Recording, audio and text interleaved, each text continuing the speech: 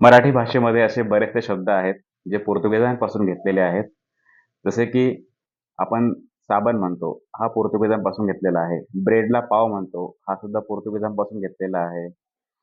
ख्रिसमसला नाताळ म्हणतो, हा सुद्धा पोर्तुगीजांपासूनच घेतलेला आहे. जो खूप दारू पितो त्याला बेवडा म्हणतात.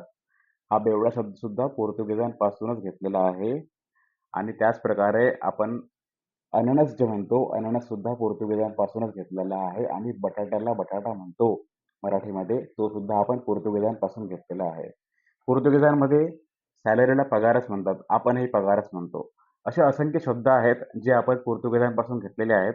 कारण पोर्तुगीज हे भारतामध्ये 15व्या शतकामध्ये म्हणजे 15व्या शतकाच्या शेवटी आणि 16व्या शतकामध्ये हे भारताच्या कोस्टल रिजनमध्ये आले होते. जसं की कोकण किनारपट्टी असेल, गोवा असेल तिथे.